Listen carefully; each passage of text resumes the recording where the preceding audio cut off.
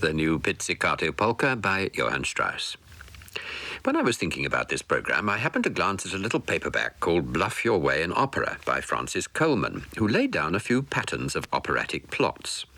Let A be the heroine, B the hero, C the other woman, and D the other man. A loves B, but B loves C, or doesn't give a damn, covers Rigoletto and Madame Butterfly and a few others. B loves A, but A loves D. Well, that's Carmen. But actually D, the bullfighter, has hardly come on the scene at the time when Carmen invites Don Jose to join her at Lilas Pastia's tavern near the ramparts of Seville.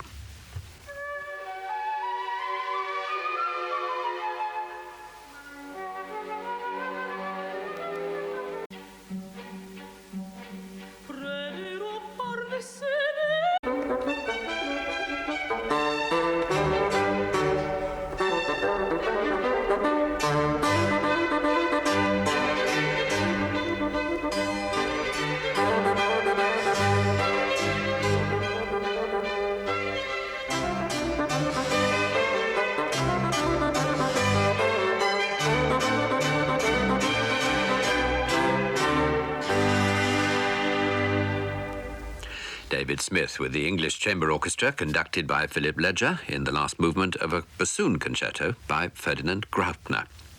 Now we're back on familiar territory.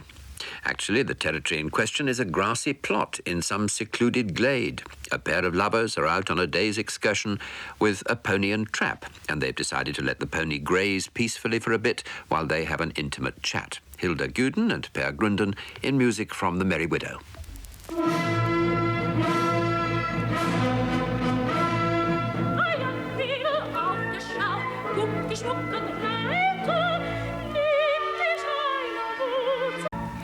Music from The Merry Widow by Franz Lehár. Now you can have a rest from my voice, and other voices too come to that, as we listen to the BBC Concert Orchestra in a long extract from Rimsky-Korsakov's orchestral masterpiece, Scheherazade. As you'll remember, I'm sure, the work is based on the Arabian Nights, a series of bedtime stories with a certain urgency attached to them, because the Sultan Shahryar is in the habit of beheading his wives after their wedding night, and the Princess Scheherazade only manages to avoid the same fate by keeping her husband interested in her stories. This episode is called Festival at Baghdad.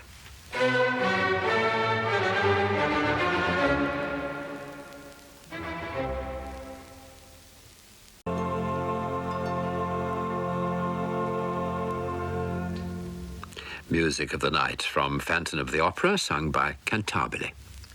The pianist Billy Mayle never quite achieved the popularity of a Lloyd Webber, but he did compose and record one piece which was top of the charts in its way for many years. There was a bowl of marigolds in the room where Billy wrote it, so Marigold it became.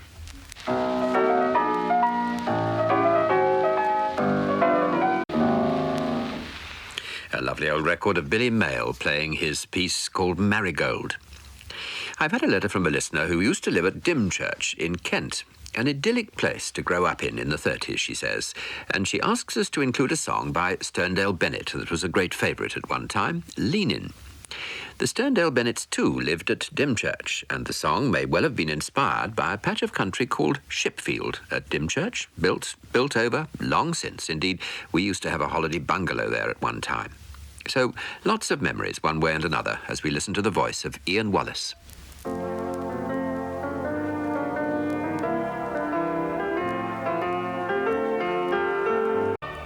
Sir George Solti conducting the Chicago Symphony Chorus and Orchestra in the Hallelujah Chorus. And that's all we have for you this morning in our mini-marathon of well-loved music.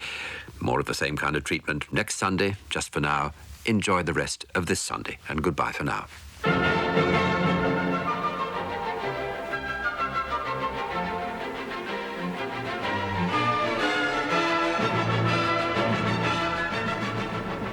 Richard Baker presented Melodies for you, and the producer was Alan Boyd.